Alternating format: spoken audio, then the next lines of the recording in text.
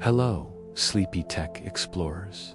Welcome back to another gentle journey through the Matrix Decoded series.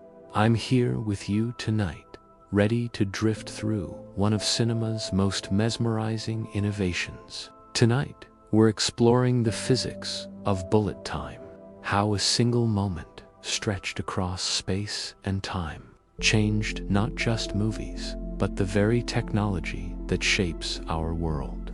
Much like Neo's awakening to the true nature of reality, we'll discover how each breakthrough in capturing time revealed new layers of what's possible. If you're new to our sleepy corner of the internet, consider subscribing for more gentle tech stories that help you unwind.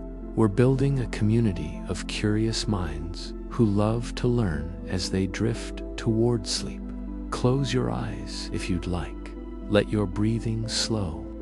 Tonight's story begins not with computers or cameras, but with a simple question that haunted a photographer over a century ago.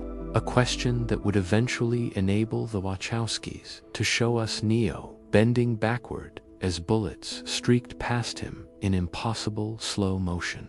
Does a galloping horse ever lift all four hooves off the ground? This question would spark a revolution, from the dusty tracks of 1870s California to the digital sound stages, where the Matrix redefined reality itself. From a single moment frozen in time to technology that would let audiences see the world through Neo's enlightened eyes, where time itself becomes malleable. Let's begin this gentle exploration together. The year is 1878. The place, a horse ranch in Palo Alto, California. The air is thick with dust and the scent of hay. A man named Eadweard Muybridge stands beside a row of cameras, each one carefully positioned along a white fence. He doesn't know it yet, but he's about to discover the fundamental principle that would one day allow Neo to see bullets as slow-moving streaks of light. Muybridge had already lived several lives. Born Edward James Muybridge in England, he'd survived a devastating stagecoach accident that left him with memory gaps and, some say, an obsessive focus that would change the world. He'd photographed the sublime landscapes of Yosemite. He'd even killed a man in a crime of passion, only to be acquitted by a jury who understood his rage. But on this day, none of that mattered. What mattered was the question that had brought railroad magnate Leland Stanford to his door. Does a galloping horse ever have all four hooves off the ground? The setup was elegant in its simplicity. 12 cameras lined the track, each camera connected to a tripwire. As the horse named Sally Gardner thundered past, her hooves would trigger each shutter in sequence, 1,000th of a second exposures, faster than the human eye could perceive. This was the first glimpse of what would become the Matrix's visual philosophy, that reality contains hidden layers, visible only when we learn to see beyond normal perception. When the photographs were developed, they revealed something magical. There it was, captured forever. A moment when Sally Gardner flew, all four hooves suspended in air, not stretched forward and back as artists had painted for centuries, but tucked beneath her body like a dancer in mid-leap. This was the birth of time-slice photography, the first moment when technology allowed us to see what our eyes could not, to slice time itself into fragments and examine each piece, the same principle that would later let audiences witness Neo's impossible dodge on that rooftop. Time fractured into visible segments. But Muybridge wasn't finished. He created the zoopraxiscope, a spinning disc that could bring his frozen moments back to life. The still images danced again, creating the illusion of motion. He was reanimating time itself foreshadowing the way the Matrix would later teach us that time, like reality, could be manipulated by those who understood its true nature. His work at the University of Pennsylvania would produce over 100,000 images: humans walking, running, jumping, animals in motion. Each sequence a small miracle of captured time, each frame a window into the invisible world of movement that surrounds us every moment. The artists noticed first. Marcel Duchamp's nude descending a staircase owes its fractured beauty to Muybridge's sequential frames.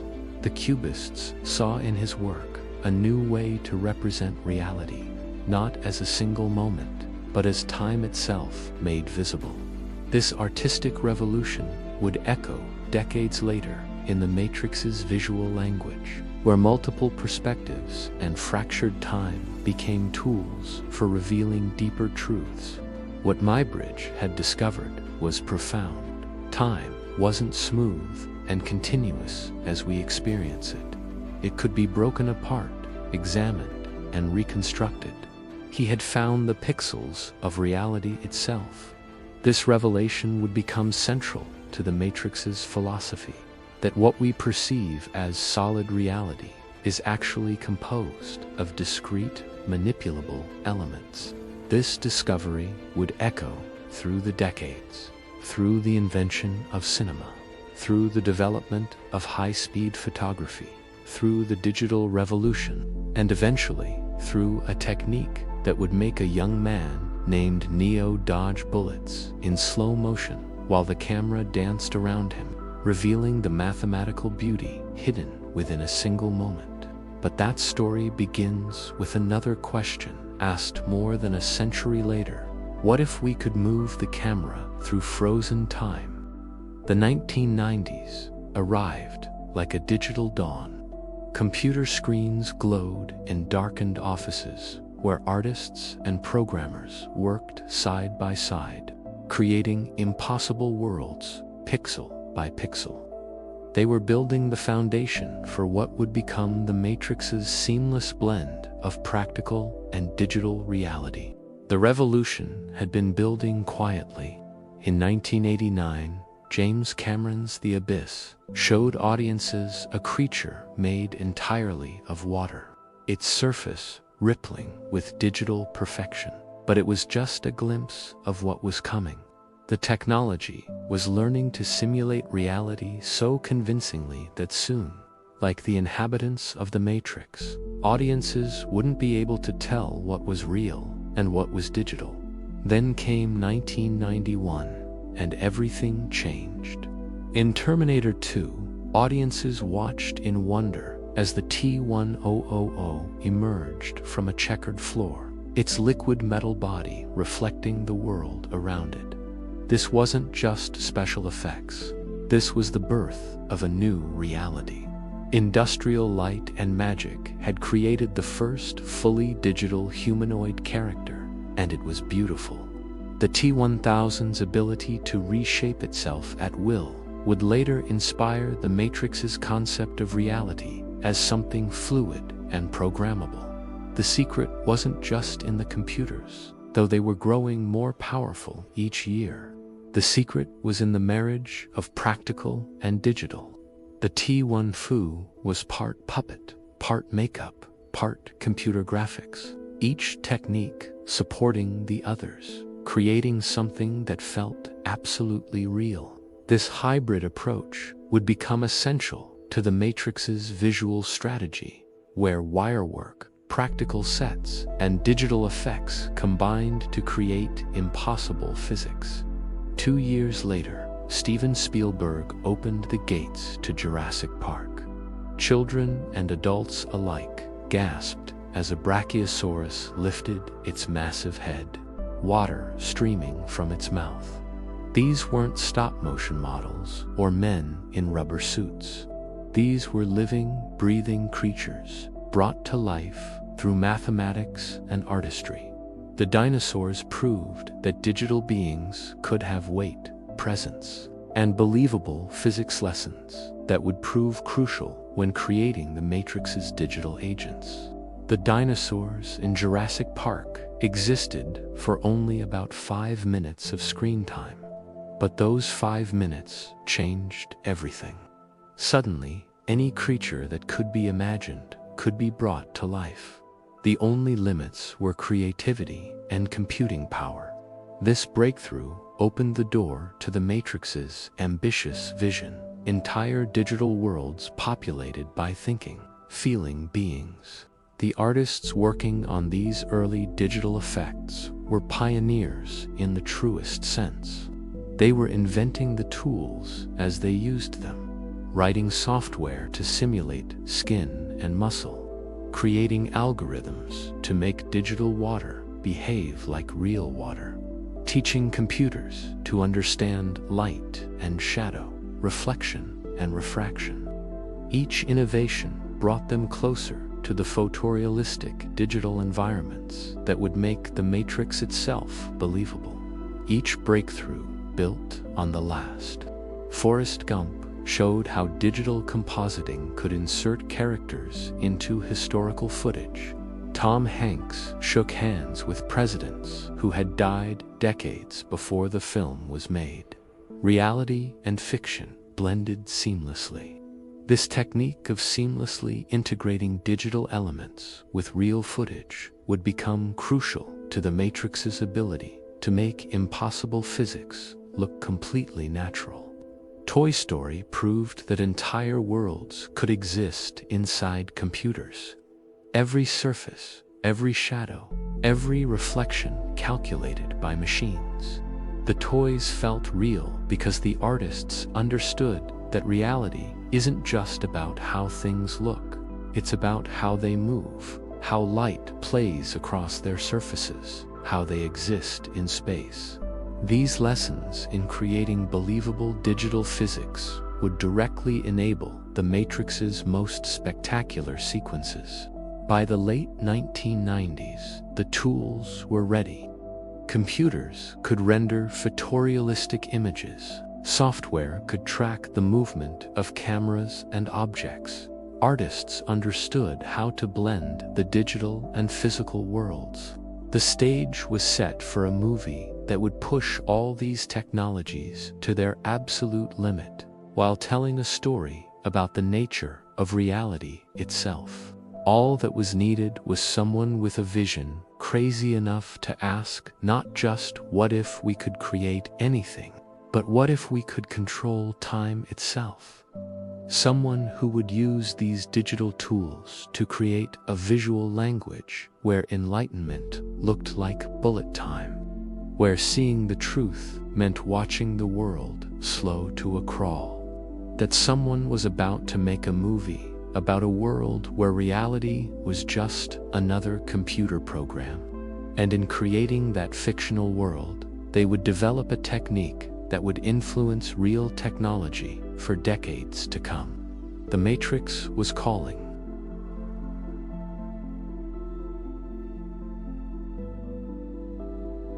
In a warehouse in San Francisco, visual effects supervisor John Gita stood before an impossible challenge. The Wachowski sisters had shown him storyboards that defied the laws of physics.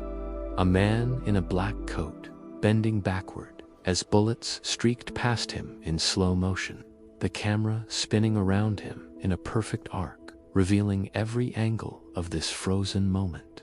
This wasn't just an action sequence, it was a visual metaphor for Neo's growing ability to perceive the Matrix's true nature.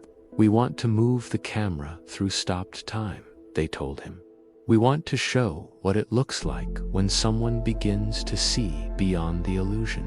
Gita smiled. He'd been waiting his whole career for a problem like this.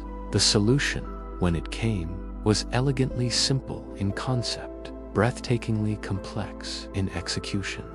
If you couldn't move a camera through frozen time, you could create the illusion by using many cameras to capture a single moment from every angle, like the Matrix itself.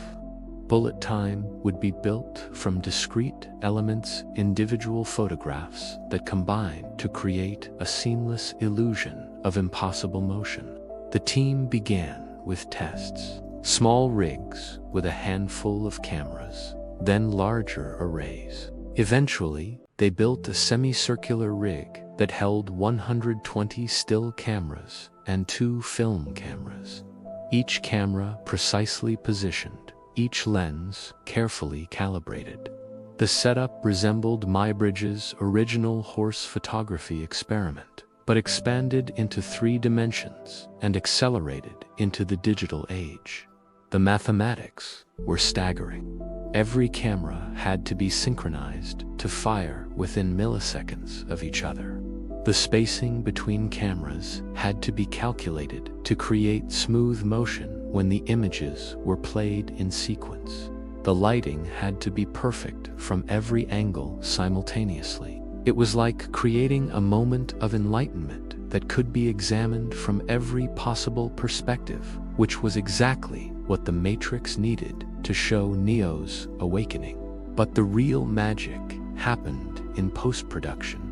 The still images were scanned into computers, where software would interpolate between frames, creating smooth motion from discrete moments. Digital artists painted out the cameras that appeared in each other's shots. They added digital backgrounds, digital effects, digital bullets streaking through the air. The technique perfectly embodied the Matrix's central theme: reality constructed from code, invisible to most but manipulable by those who understood its true nature. The first test footage was mesmerizing.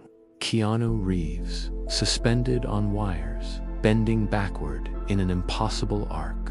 Time moved at different speeds for different elements in the shot. The actor moved in extreme slow motion. The camera moved at normal speed. The bullets moved faster than either. This wasn't just a special effect. This was a new way of seeing. A technique that separated time from space, allowing each to move at its own pace, just as Neo was learning to separate perception from reality. They called it bullet time, and it would change everything. When audiences first saw Neo dodge those bullets on the rooftop, something shifted in their understanding of what movies could do. This wasn't just impressive technology. This was poetry written in pixels and mathematics. It was time itself made visible, malleable, beautiful.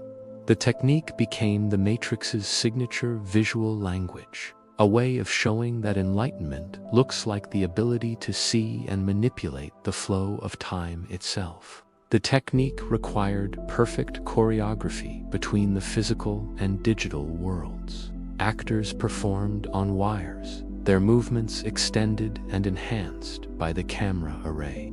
Digital artists created backgrounds that could be seen from impossible angles. Programmers wrote software that could blend 120 different perspectives into a single fluid shot. Every element served the Matrix's central metaphor: reality as a construct that could be understood, manipulated, and transcended. But perhaps most importantly, bullet time served the story. In a movie about a world where reality could be manipulated, where the laws of physics were just suggestions, the technique became a visual metaphor for enlightenment.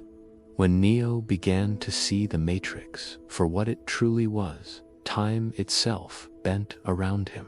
The more he understood the illusion, the more he could control it. The feedback loop had begun. A movie technique inspired by the desire to visualize impossible physics would go on to influence real technology. Video games would adopt bullet time mechanics, letting players experience Neo's godlike control over time. Virtual reality systems would use similar multi-camera arrays. Even smartphones would eventually incorporate techniques derived from the Matrix's innovations, bringing bullet time effects to everyone's pocket. The cameras are rolling in a different way now, not the bullet time arrays of the Matrix, but something more intimate, more human. Like the way the Matrix captured not just Neo's physical movements, but the subtle expressions that showed his growing understanding of his true nature. You're watching Andy Serkis crawl across a soundstage floor. He wears a suit covered in small reflective markers. Dozens of cameras track his every movement. But this isn't about spectacular effects. This is about capturing a soul. The same way the Matrix's motion capture work helped create Agent Smith's unsettling perfection and the fluid movements of the digital doubles in the freeway chase. Motion capture technology grows from the same roots as bullet time.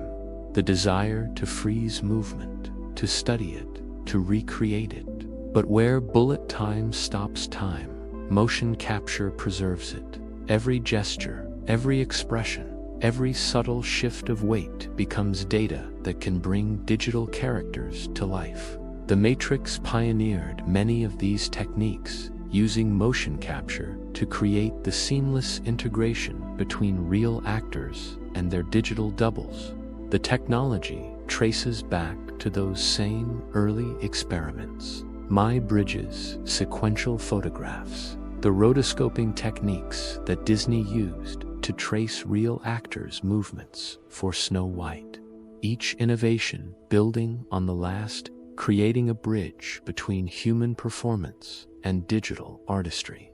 The Matrix built upon this foundation, using motion capture not just for creatures or doubles, but to capture the precise choreography of impossible fight scenes.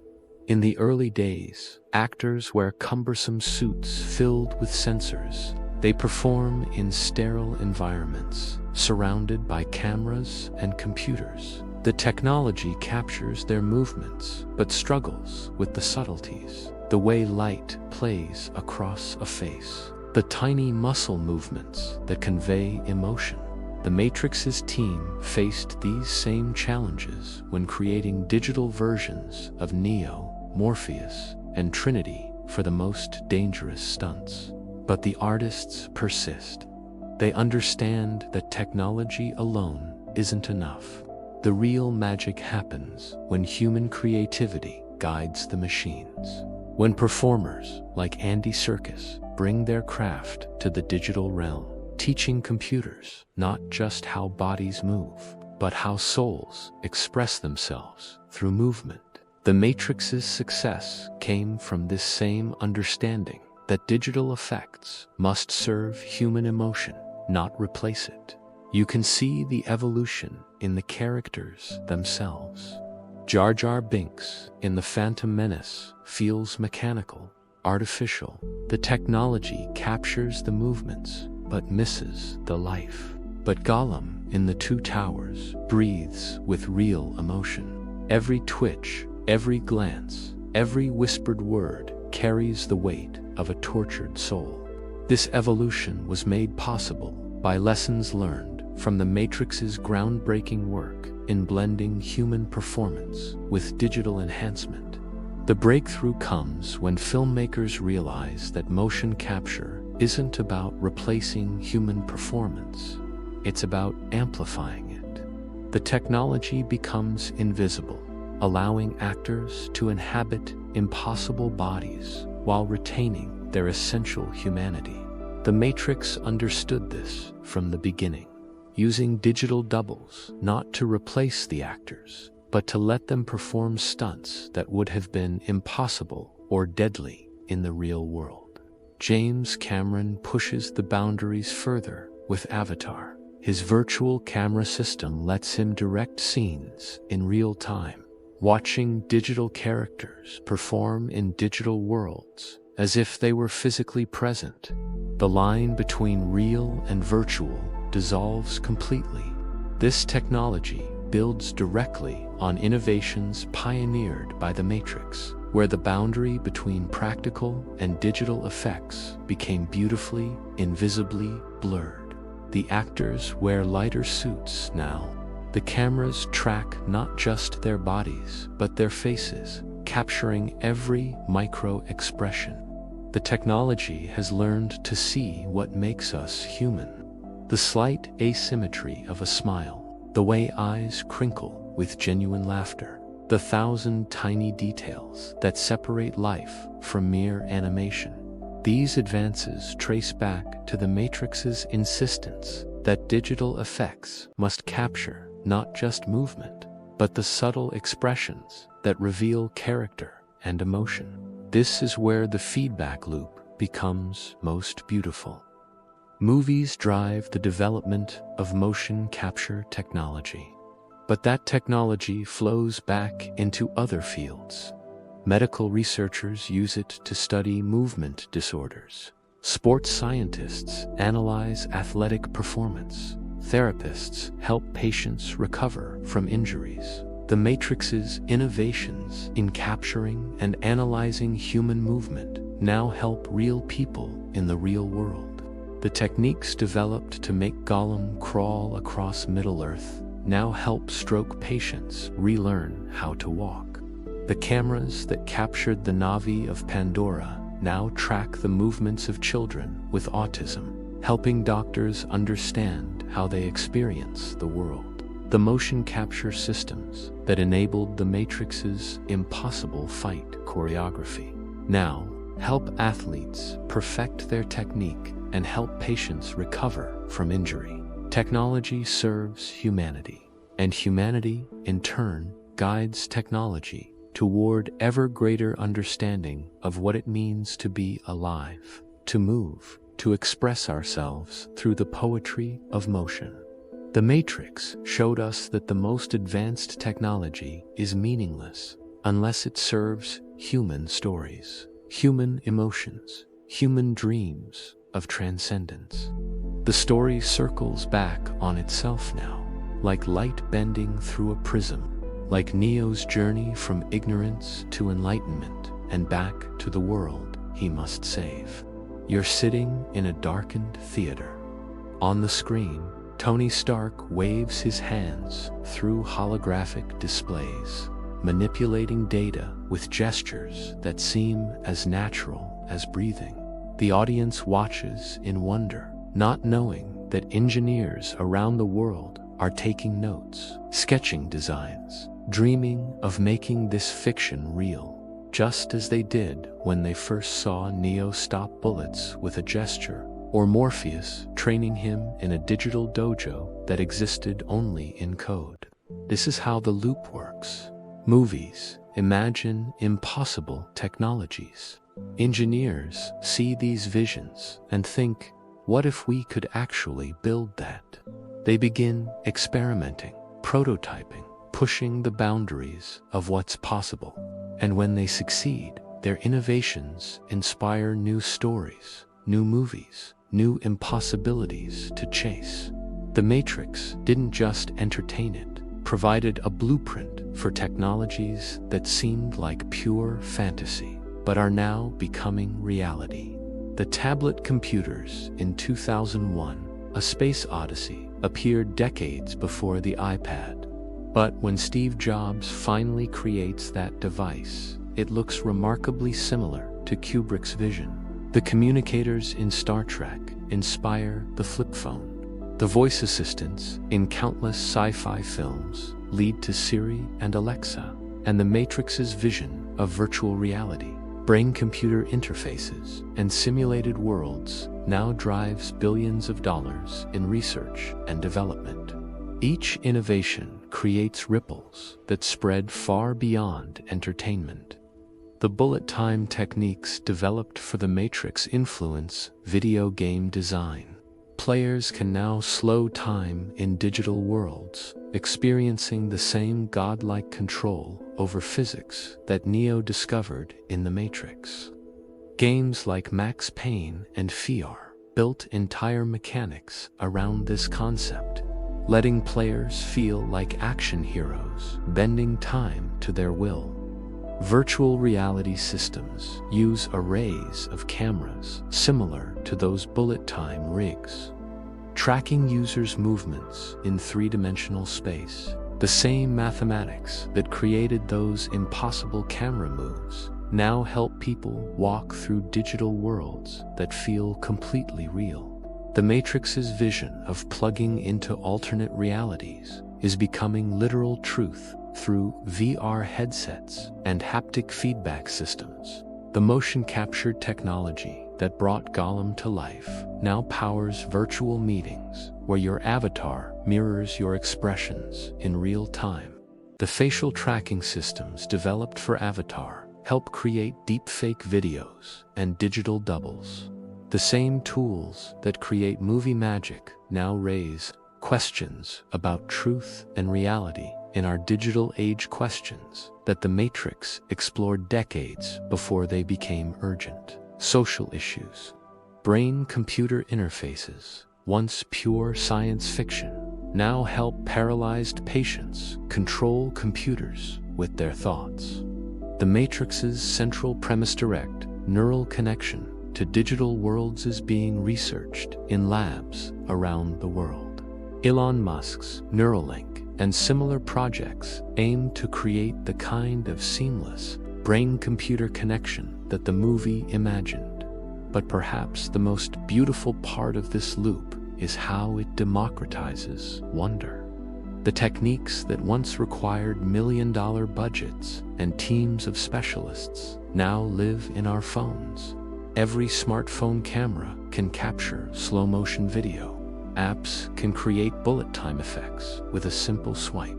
The magic that once belonged only to Hollywood now rests in everyone's pocket, just as the Matrix predicted that extraordinary abilities would eventually become accessible to ordinary people. Children play with augmented reality filters that track their faces and overlay digital effects in real time. They're experiencing technology that would have seemed impossible just decades ago. And some of those children will grow up to become the engineers and artists who push these boundaries even further. Inspired by movies like The Matrix that showed them what might be possible, the loop continues, each iteration more sophisticated than the last. Movies inspire technology. Technology enables new forms of storytelling. New stories inspire even more advanced technology.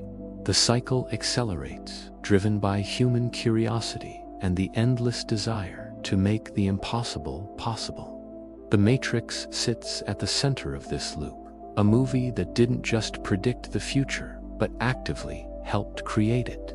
We stand now at the edge of new frontiers. Artificial intelligence that can generate entire movies from text descriptions. Virtual worlds indistinguishable from reality. Brain-computer interfaces that might one day let us experience stories not just with our eyes and ears, but with all our senses. The Matrix's vision of reality as programmable code grows more literal with each passing year. The future rushes toward us, shaped by the dreams of storytellers and the ingenuity of engineers. And somewhere in that future, new impossibilities wait to be imagined, then built, then surpassed. The Matrix taught us that the only real limitation is our ability to conceive of what might be possible. Our journey through the physics of bullet time draws to a close now, like the final frames of a perfectly captured sequence. Like Neo's return to the Matrix at the end of the first film, we circle back to where we began, but with deeper understanding. We began with a simple question about a galloping horse. We end with technologies that blur the line between dream and reality. Just as the Matrix blurred the line between what's real and what's possible, the path between these points wins through human curiosity, creative vision, and the endless desire to see the world in new ways. The same desire that drove Neo to take the red pill and see beyond the illusion. Eadweard Muybridge could never have imagined that his experiments with time-slice photography would eventually lead to smartphones that can slow time with the touch of a button.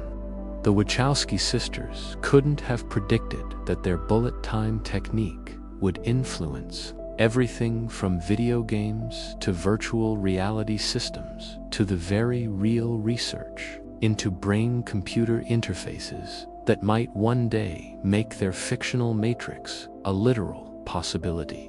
But that's the beauty of innovation. Each breakthrough opens doors we didn't even know existed.